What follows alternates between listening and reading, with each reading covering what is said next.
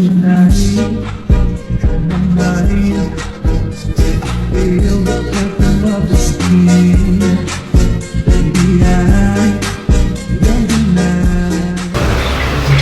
siang Bunda. Perkenalkan, kami dari mahasiswa UT semester 6. Hari ini ada tugas untuk mewawancarai guru atau sidang teacher untuk mengidentifikasi perkembangan anak berkebutuhan khusus dalam aspek kognitif, sosial, komunikasi, dan keseharian, khususnya untuk anak tunarungu. Perkenalkan, kami dari kelompok 2 yang terdiri dari saya sendiri, Mary, dan ini teman saya, Tasya, Miko, dan ada Mas Sahid. Salam kenal ya Bunda.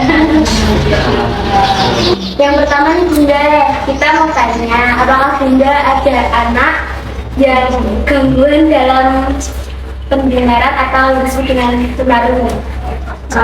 Kebetulan saya pegang anak itu, jadi dia Down syndrome, juga ada gangguan pendengaran dan juga ada di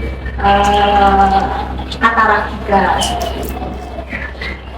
Kita juga ingin tahu apakah anak itu bisa memahami instruksi sederhana, misal di sekolah atau di rumah, karena dia kan punya 3 gangguan. Nah, dia memahaminya itu, instruksi sederhana itu seperti apa? Kalau memahami instruksi sederhana, mereka paham ya. Kalau instruksi sederhana seperti seumpama ambil buku atau mungkin disuruh apa, ayo nulis, itu mereka paham seperti itu.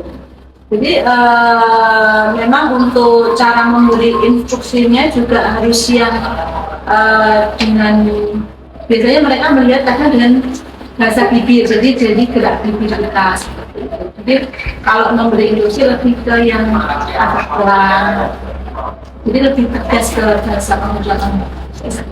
Tapi anak itu sekolahnya juga ada keterlambatan atau? Kalau untuk sekolah memang ada keterlambatan juga, karena mereka kan anak dinas spesial ya, jadi mereka terlambat dengan anak-anak usia sepantaran mereka. Oh ya Bunda, mau tanya, untuk dalam komunikasinya itu gimana ya Bunda? Apakah pakai bahasa isyarat atau pakai dia menulis atau gimana? Nah, kalau untuk komunikasi biasanya mereka pakai untuk anak tunarungu kan ada yang memang bisa bicara, ada yang mereka bicara tapi kurang jelas ya gimana. Biasanya mereka komunikasinya itu dengan pakai bahasa isyarat tangan tapi sambil menggumam. Oh, sambil berucap gitu ya? Ada kayak contohnya. Jadi kayak gitu, seperti itu. Tapi ada juga yang ngomongnya juga seperti sudah agak jelas seperti itu. Ada kosakata yang memang tetap jelas. Jadi memang ada tahap-tahapannya, ada tingkatannya. Dan juga kalau anaknya itu ingin menyampaikan keinginannya itu gimana ya Bunda? Ya sama-sama seperti kayak kita kalau menyampaikan keinginan, seumpamanya aku mau minum, nah seperti itu biasanya mereka interaksinya dengan touch, dengan menyentuh, dengan menunjuk kayak gitu. Kalau untuk interaksi dengan temannya juga kurang lebih sama. Bersama, ya, sama. Untuk kemandirian di lingkungan rumah, apakah bisa pakai baju sendiri, terus mandi sendiri atau makan sendiri? Apakah perlu bantuan? Anak berkebutuhan khusus dengan pendengaran kan mereka secara fisik normal, jadi mereka bisa mandiri. Jadi kayak pakai baju sendiri, mandi sendiri, makan sendiri, bermain dengan temannya, mereka nggak ada masalah seperti itu. Cuma memang kurangnya kan cuma di komunikasi, cara mereka menyampaikan komunikasinya aja yang kurang seperti itu. Atau menerima, menangkap informasi. Berarti tidak perlu bantuan ya Bu? Ya tetap masih perlu bantuan ya. Kan dia harus kadang mereka mau menyampaikan sesuatu, mungkin ada orang yang nggak ngerti, yang nggak paham seperti itu. Kira-kira kalau misalnya ada orang nih yang mungkin kurang paham sama cara bicaranya dia atau penyampaiannya dia. Kira-kira gimana ya responnya si anak, atau apakah dia juga merasakan sedih atau gimana gitu? Itu tergantung ini ya kan, tergantung emosinya. Jadi kalau ada anak yang sudah bisa mengontrol emosinya, kadang ada yang belum. Jadi kalau biasanya yang mereka belum bisa mengontrol emosi itu biasanya jadi tantrum atau marah-marah. Jadi marah-marah nggak jelas karena keinginannya kan nggak tersampaikan. Tapi ada juga yang emosinya sudah bagus, itu mereka biasanya mungkin kan ada, kalau sudah bisa nulis bisa dinulis atau keinginannya seperti apa, seperti itu. Jadi memang tergantung ini ya tingkat-tingkat emosionalnya.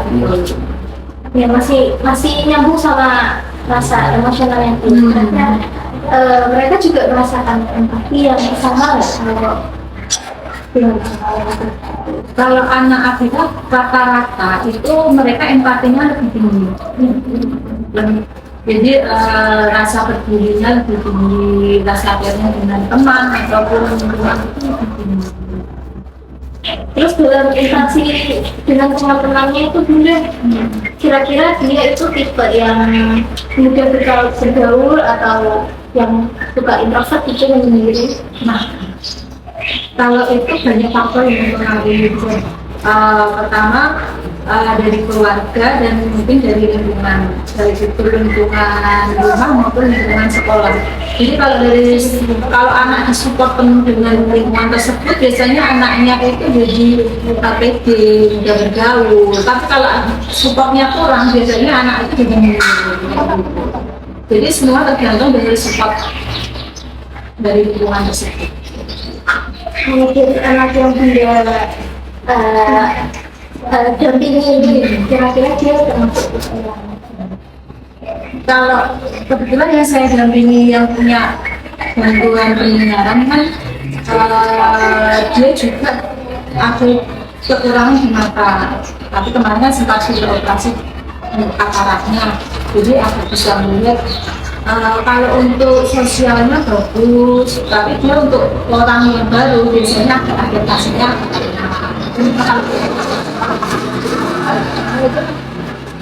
langsung. Tapi kalau untuk orang baru biasanya masih ada adaptasi. Ada lagi yang mau ditanyakan? Selebihnya ini sudah cukup. Mungkin sekian Bunda pertanyaan dari kami. Terima kasih atas waktunya, sudah menyempatkan waktu untuk wawancara bersama kelompok kami. Terima kasih sudah selalu jaga semuanya ya.